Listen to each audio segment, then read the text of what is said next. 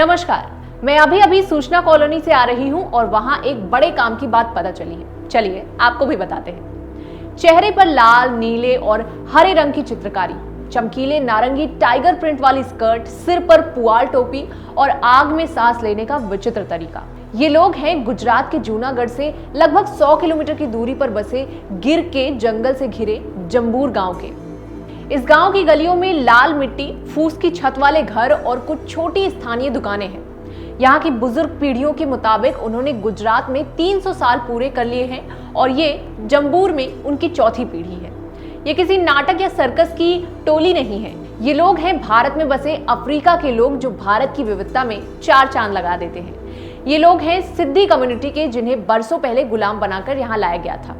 भले ही ये देखने में अफ्रीकी लग रहे हों, लेकिन असल में ये अब भारतवासी हैं और हमारा जंबूर है भारत का मिनी अफ्रीका।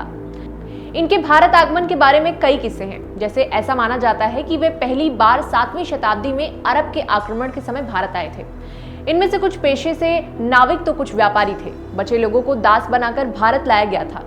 एक कहानी ये भी है कि जूनागढ़ के नवाब एक बार अफ्रीका गए थे, जहां उन्हें एक अफ्रीकी महिला से प्रेम हो गया। उन्होंने उससे शादी कर ली और जब वो उनके साथ भारत आई तो 100 गुलामों के साथ आई। तब से ये गुलाम भारत के ही होकर रह गए। ऐसा भी माना जाता है कि इनकी जनसंख्या के ज्यादातर लोगों को पुर्तगालियों द्वारा गुलामों के रूप में भारत लाया गया था। अब किसे और कैसे लाया गया, इसके बारे में भले ही कई किस्से हों, पर सच यही है कि ज्यादातर इनमें से दास की तरह ही भारत आए थे। ये लोग अब भारत को ही अपना घर कहते हैं। इन्हें अफ्रीकी भाषा नहीं आती, पर ये गुजराती स्पष्ट बोल लेते हैं। मूल रूप से अफ्रीका के बटू समुदाय का हिस्सा रही ये जनजाति इस्लाम धर्म को मानने वाली है। हालांकि अब कुछ सिद्धियों ने हिंदू और ईसाई धर्म का भी पालन करना शुरू कर दिया है। बटू समुदाय को मुख्यतः दक्षिणी पूर्वी अफ्रीका से संबद्ध माना जाता है। इतने सालों के बाद भी यहाँ लोग बेहद बुरी हालत में रह रहे हैं। इनके मकान के कागजात इनके नाम नहीं है। ये लोग आज भी कच्चे मिट्टी के घरों में रहते हैं। इनके पेशे की बात करें तो ये दिन में जीविका के लिए छोटे मोटे काम करते हैं और रात में अफ्रीकी ताल पर नृत्य करते हैं।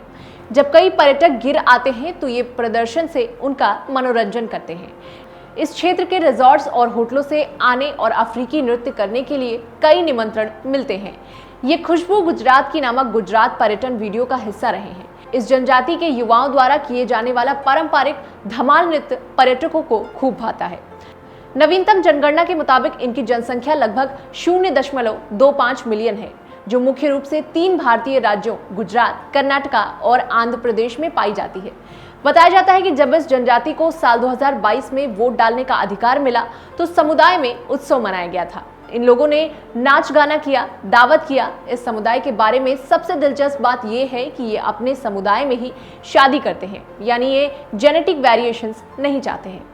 इसी समाज के अद्भुत सितारा है हीराबाई लोबी, जिन्हें इस साल राष्ट्रपति द्रौपदी मुर्मू ने पद्मश्री पुरस्कार से सम्मानित किया। हीराबाई ने अपना पूरा जीवन सिद्धी समुदाय के उत्थान में लगा दिया। हीराबाई रेडियो पर आने वाले सरकारी योजनाओं, विकास कार्यक्रमों को सुना करती थी और दूसरों को भी उसके बारे में बताया करती थी।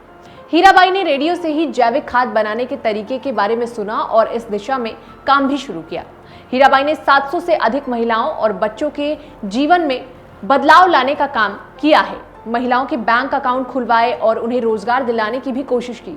साल 2004 में हीराबाई लोबी ने महिला विकास फाउंडेशन की स्थापना भी की।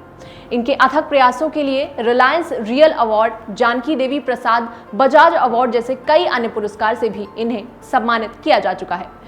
तो इस एपिसोड में इतना ही। सूचना कॉलोनी से मैं फिर कुछ ऐसी ही यूनिक जानकारी लेकर हाजिर होंगी। अभी के लिए हमें दीजिए इजाजत। नमस्कार।